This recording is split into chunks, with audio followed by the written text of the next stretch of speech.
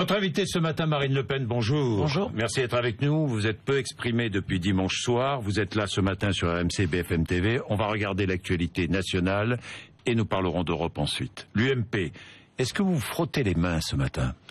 Je ne me frotte pas les mains parce que chaque fois qu'il y a ce type de dérive, d'éclaboussure sur la vie politique, je vois s'élargir le fossé entre les Français et la classe politique. Maintenant, et vous voyez des militants UMP qui pourraient venir vous rejoindre aussi. Bon, écoutez, il y a de quoi quand même. Il y a de quoi parce que alors s'il y a bien des personnes qui sont les dindons de la farce, c'est bien ces adhérents de l'UMP à qui on a réclamé de l'argent dans le cadre d'un sarcoton et qui s'aperçoivent que cet argent en réalité a été dépensé dans des proportions absolument inouïes au bénéfice de la campagne présidentielle de Nicolas Sarkozy. Vous avez regardé la confession de Jérôme Lavrieux, le directeur de cabinet de Jean-François Copé, hier sur BFM TV. Oui. Quelle réaction ?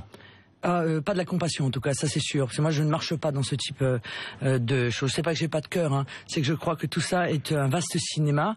Vous savez, j'ai été avocat pendant longtemps et on retrouve toujours les mêmes réflexes chez les délinquants. Un délinquant, Lavrieux ? Non. Moi je veux pas me mettre à la place de la justice, mais je remarque que c'est toujours les mêmes réflexes, que ce soit des petits délinquants ou que ce soit des grands. C'est c'est pas vrai. Et puis quand on démontre que c'est vrai, 2, c'est pas moi. Et quand on démontre que c'est eux, 3, c'est pas grave. C'est-à-dire tout le monde le fait. C'est assez, ça manque d'imagination comme défense. C'est exactement ce qu'a fait Monsieur Lavrieux.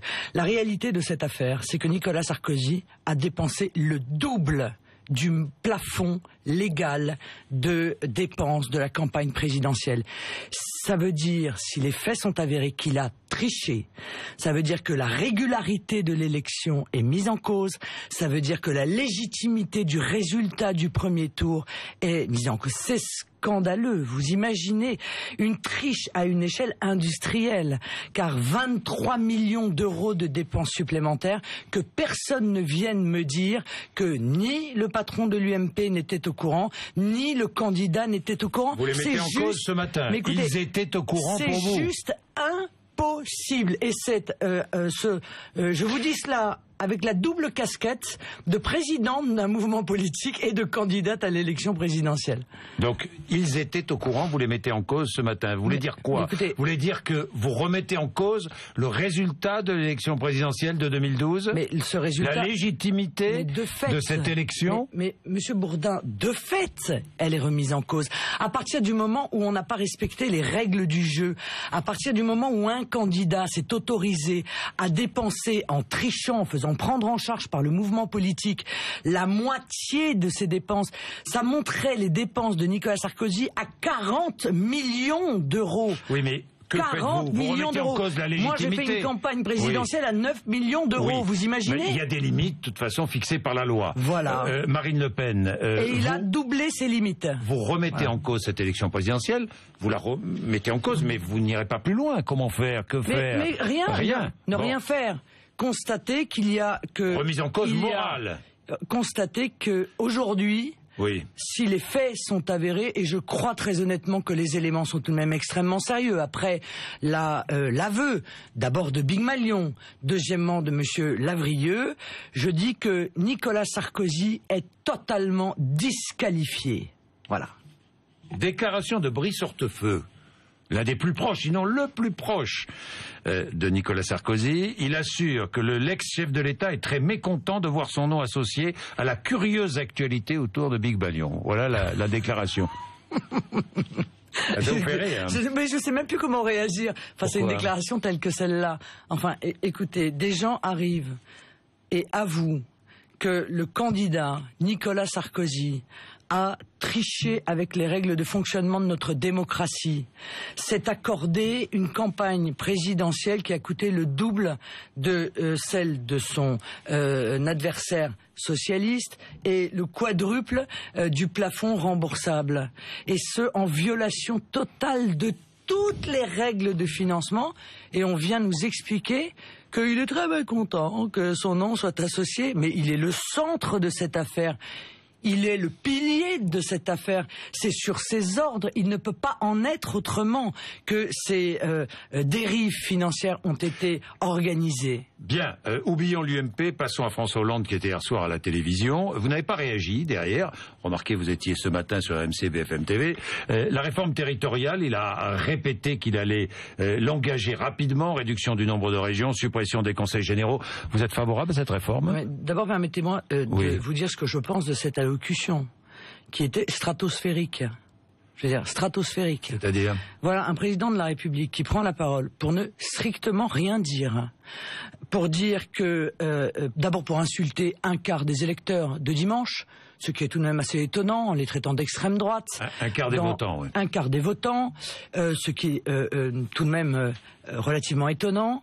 Moi, je trouve ça scandaleux, mais je pense que beaucoup de Français trouveront également, même s'ils ne sont pas électeurs d'ailleurs du Front National, et qui termine son allocution en expliquant qu'il ne changera pas un iota de la politique qu'il mène et qu'il ne va pas dévier en fonction des circonstances. Mais le vote du peuple souverain n'est pas une circonstance, c'est le fondement de notre démocratie, de démos, le peuple. Quand le peuple parle, on l'écoute. Il n'y a qu'en France qu'un président ose réagir de cette manière. En Grande-Bretagne, M. Cameron a immédiatement tiré les leçons du scrutin et a réclamé une réunion avec l'ensemble des dirigeants européens pour exiger que ce qui avait été exprimé, on en tienne compte. Le président de la République, lui, rien du tout. Alors moi, je vais vous dire, M. Bourdin, une chose. Moi, je réclame clairement au président de la République. D'abord, la dissolution de l'Assemblée, vous le savez, parce que l'Assemblée nationale n'est plus du tout représentative du peuple français. Deuxièmement, je lui demande 3 actes pour tenir compte du vote qui a été exprimé dimanche. Premièrement, je lui demande de stopper le traité transatlantique. Deuxièmement, je lui demande d'exprimer le veto de la France à l'entrée de la Turquie dans l'Union européenne. Troisièmement, je lui demande la nationalisation d'Alstom, donc contre les règles de l'Union européenne, pour sauver cette entreprise stratégique française. Voilà, ça ce serait 3 moyens pour François Hollande d'admettre que il a perdu lourdement les élections de dimanche. Il a fait moins de 15%. C'était une élection européenne et non pas une élection nationale. Ce sont 3 sujets tout à fait européens. Il y a des institutions. Oui, les 3 sujets. Les 3 sujets, mais sur la dissolution. Pourquoi une dissolution là? Mais comment peut-on continuer à diriger? Il y a des institutions que vous respectez, Marine Le Pen, avec un Parlement qui a été élu pour 5 ans. Mais enfin, avec un Parlement qui a été élu, avec un mode de scrutin dont tout le monde sait qu'il a été magouillé entre l'UMP et le PS pour conserver le pouvoir à des gens qui représentent aujourd'hui tous ensemble 35%. Mais c'est inouï. C'est inouï. Bon, donc il faut aujourd'hui remettre en cause, à mon sens, remettre le pouvoir entre les mains du peuple. Et donc, le seul moyen de faire parler le peuple, c'est de dissoudre l'Assemblée nationale et de mettre en place la proportionnelle. Parce que, encore une fois, 25% des Français sont représentés. 25% des 43% de votants. Oui, d'accord. Et 15% des 43%. Ça fait combien, ça, 25% des 43%? Attendez, M. Bourdin, vous voulez aller jusque-là? Oui. Alors vous devriez demander la démission du président de la République. Mais pourquoi? Parce que quand on fait 15% de 43% des votants alors qu'on est président de la République, on n'a plus aucune légitimité. Ça s'appelle... Il n'a plus aucune légitimité à votre... Moi, si on tient compte de l'abstention, alors il n'a plus aucune légitimité. Ce matin, vous dites, le président de la République n'a plus aucune légitimité. Non, M. Bourdin, je vous dis que si vous tenez compte de l'abstention, alors le président de la République doit démissionner. Parce qu'il fait, encore une fois, 43... Est-ce qu'il est encore légitime à vos yeux? 43% de 15%. Est-ce qu'il est légitime à vos yeux? Ah bah je pense que les Français ont répondu dimanche, non? Que il est légitime, il est président de la République. Ce sont les institutions. Vous ne demandez pas sa démission. Vous ne demandez pas sa démission. J'attire l'attention de ceux qui essayent d'user de cet argument de l'abstention, qui au passage d'ailleurs a baissé, car pour la première fois depuis 20 ans, l'abstention a baissé aux élections européennes. Ça veut dire quoi? Ça veut dire que le Front National est le parti qui ramène les électeurs aux urnes. C'était vrai aux municipales, c'est vrai aux européennes. Et ce sera vrai demain aux législatives si le président met en place la proportionnelle, c'est-à-dire si chaque Français a le sentiment que sa voix compte et qu'il est représenté dans une assemblée qui redeviendrait à ce moment-là nationale. La France, regardons bien. Le PS, désavoué, totalement désavoué. L'UMP, décrédibilisé. Et vous êtes seul. Mais Avec qui? Seul. Qui peut gouverner la France aujourd'hui? Je suis pas seul, moi, Monsieur Bourdin. Vous êtes avec 25% de 43% de votants. Non, je ne suis pas seul. Je suis autonome. Nous sommes une force autonome et c'est ce qui fait notre puissance. Nous ne dépendons pas des petites magouilles d'appareils qui consistent à dire je te laisse telle circonscription et moi je te prends celle-là, etc., etc. Comme on l'a vu entre le PS et les Verts, comme on voit ce pauvre Monsieur Copé venir le lendemain, le soir de l'élection, dire ah oui mais alors si on avait additionné avec l'UDI, qui a dit mais nous on veut absolument pas être additionné avec l'UMP, on pense pas du tout la même chose. À ce moment-là, on serait arrivé en tête. C'est dérisoire. Moi, je suis une force autonome. C'est ma fierté et je défends le peuple. Et c'est le peuple qui me porte. Et c'est lui, c'est avec lui, pour lui, que je veux que nous gouvernions demain. Avec qui allez-vous vous allier en Europe? Où est-ce que vous en êtes je sais que vous êtes allié avec les Néerlandais, avec la Ligue du Nord italienne, avec le FPO autrichien et avec les Belges. Oui, mais je vous dirai ça demain, mais ça permettez-moi, c'est vraiment de la mécanique. C'est pas de la mécanique, c'est que ça vous permet de constituer un groupe à Strasbourg. C'est de la mécanique qui permet d'avoir une puissance de feu et puis à Strasbourg, une puissance financière, que nous et puis n'avons pas, une puissance d'intervention que nous n'avons pas institutionnelle. Que nous n'avons pas lorsque nous sommes non inscrits. Je vais demain à Bruxelles, précisément pour aller rencontrer un certain nombre de responsables politiques. Avec le Jobbik, avec Jobbik sont les Hongrois. Avec Ataka, vous me direz Ataka avec Ataka gouverne avec le Parti socialiste. Bon, mais ça personne ne leur en demande des comptes. Et évidemment avec Obdoré. Mais il y a toute une série Udo Voigt. Oui, non, évidemment. Il y a toute une série de mouvements. C'est un néo-nazi allemand qui a été élu. Il y a toute une série de mouvements qui, à mon avis, sont intéressés à participer à une grande force politique dont le but est, encore une fois, d'empêcher toute nouvelle avancée de l'Europe fédérale. Moi, je n'oublie pas que dans les statuts du Parti populaire européen auquel appartient l'UMP, il y a marqué qu'ils œuvrent pour l'intégration d'une Europe fédérale. Voilà. Ils ont menti pendant la campagne, ils ont nié cette réalité. Donc, l'UMP et le PS œuvrent pour une Europe fédérale. Moi, j'œuvre pour une Europe des nations. Je veux rendre le pouvoir au peuple français. Je veux qu'il puisse décider pour lui-même, par lui-même, dans toute une série de domaines. Et c'est ça que je ferai au Parlement européen. Bien. Et vos élus, c'est ce que feront vos élus. Nigel Farage, le leader du UKIP en Grande-Bretagne, dit le FN nourrit un antisémitisme rampant. Ses racines antisémites et racistes sont profondes. Voilà ce qu'il dit. Il ne veut pas s'allier avec vous. C'est lui qui a remporté les élections en Grande-Bretagne. Non, il les a. Il est arrivé en tête. Vous les avez remportées en France. Il les a remportées en Grande-Bretagne. Bon. Mais Monsieur Nigel Farage, il veut rester président de son propre groupe. Et donc, il met en œuvre une tactique consistant à salir ce qu'il considère comme un concurrent au sein des eurosceptiques. Mais pourquoi dit-on ça ailleurs en Europe? Mais vous savez, Cameron...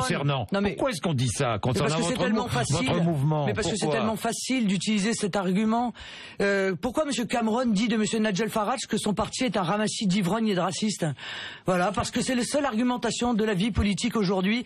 On ne combat plus sur les idées, on stigmatise l'adversaire, on l'insulte. Pardon, Marine Le Pen, parfois vous savez qu'il y a des dérapages qui vous discreditent. Quand votre père dit 3 mois du virus Ebola permettrait de régler le problème de l'immigration. Non, il n'a jamais dit ça. Ne mentez pas, Monsieur Bourdin. Qu'est-ce qu'il a dit? Ne mentez pas. Qu'est-ce qu'il a dit? Il n'a absolument pas parlé d'immigration. Il n'a pas parlé d'immigration. Bon. Voilà. Ça, c'est un mensonge. Alors, le virus Ebola était adressé à qui? Ça, c'est un mensonge. C'était adressé à qui? Il évoquait la démographie mondiale. Voilà. Il évoquait la démographie mondiale et il exprimait pas de résoudre le problème de la démographie mondiale. Non, Monsieur Bourdin. Il n'a pas exprimé un souhait. Il a exprimé une très vive inquiétude que nous partageons tous, figurez-vous, lorsque l'on est face à un risque de contamination aussi massif que celle-là. Mais on peut tout faire dire à quelqu'un à partir du moment. Tout faire dire. Il a dit, mais on peut assumer quand on dit. Parce que figurez-vous que le journaliste qui a fait cette dépêche a totalement dénaturé ses propos. Bon, alors, je me souviens du 13 mars 2013. Bon, le 13 mars 2013, vous n'étiez pas à Strasbourg. Vote sur l'Europe, tiens, à propos des aides européennes aux agriculteurs français. Il s'agissait de quoi? De plafonner ces aides à 200 000 € par exploitation. Et curieusement, Jean-Marie Le Pen et Bruno Gollnisch ont voté contre ce plafonnement. Et pourquoi ça vous étonne? Ça m'étonne parce qu'ils ont privilégié les gros agriculteurs sur les plus petits. Oui, mais le problème, Monsieur Bourdin, c'est que nous ne menons pas dans la campagne agricole les petits contre les gros. Ça c'est l'argument. Vous défendez les plus faibles. Non, moi je défends les agriculteurs français. Oui. Moi, je défends les agriculteurs français, qu'ils soient petits ou qu'ils soient gros. On limite les aides, alors. On limite les aides aux gros agriculteurs. Les aides européennes. On les limite. Non, mais monsieur, moi, je défends tous les agriculteurs français. Ce texte-là, il visait en réalité à donner un avantage aux agriculteurs et notamment aux agriculteurs allemands. Donc, nous avons mesuré ce qui était utile pour défendre les agriculteurs français, car c'est notre seule grille de lecture. Nous, on joue pas les petits agriculteurs contre les gros, mais les petits agriculteurs, nous les défendons aussi. Le plafonnement aurait entraîné, en réalité, qu'un certain nombre de pays autres que la France auraient été avantagés. Donc nous voulons avantager la France. Nous défendons la France partout, en toutes circonstances, quel que soit le sujet. Bon. Travailleurs détachés, pourquoi vous êtes-vous abstenu sur la dernière circulaire? Je me suis abstenu parce qu'en réalité c'était un texte qui ne changeait absolument rien à la directive détachement des travailleurs qui existe et qui est déjà mise en œuvre, mais qui apportait une toute petite amélioration. Voilà, pour les travailleurs. Donc c'est une toute petite amélioration d'un mauvais texte. Dans ces conditions-là, je peux pas voter pour parce que ça voudrait dire que quelque part je suis d'accord avec la directive détachement. Je pouvais pas voter contre parce qu'on m'aurait dit à juste titre, voyez, vous ne cherchez pas à améliorer le texte dans l'intérêt des travailleurs, donc je me suis abstenu. Vous savez, nous sommes des gens responsables et raisonnables. Nous sommes surtout des politiques. Nous ne faisons pas n'importe quoi, contrairement à ce que disent nos adversaires. Nous sommes tout à fait cohérents dans nos votes, tout à fait cohérents dans notre système de pensée. C'est bien d'ailleurs ce qui fait notre force, Monsieur Bourdin. Car pourquoi les Français nous ont mis en tête dimanche dernier? Pourquoi ils nous ont mis en tête dans 71 départements français? Pourquoi? Parce que nous sommes lucides, parce que nous sommes courageux, parce que nous sommes cohérents. Parce que pendant cette campagne où les attaques personnelles ont été la seule ligne de l'UMP et du PS, nous avons parlé des vrais sujets, de la concurrence déloyale, de l'immigration, des problèmes d'insécurité. Nous avons parlé du dumping social. Nous avons évoqué et mis sur la table tous les grands sujets qui touchent la vie quotidienne des Français.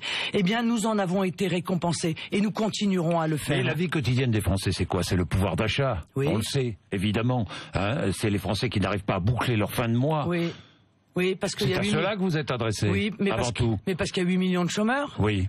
Parce qu'il y a 8 millions de chômeurs, parce qu'il y a 9 millions de pauvres, parce que ceux qui nous dirigent depuis... Mais vous leur offrez quoi? Vous leur offrez quoi, ces Français? Je leur offre le changement radical de la politique économique. Radical, voilà. Je leur offre de mettre en place les protections que la nation doit à ses citoyens et qui ont été supprimées par l'UMP et le PS dans le cadre d'une sorte d'utopie supranationale qui en réalité était, pensait-il, un peu de pouvoir supplémentaire pour l'oligarchie au détriment précisément du pouvoir qui doit revenir au peuple.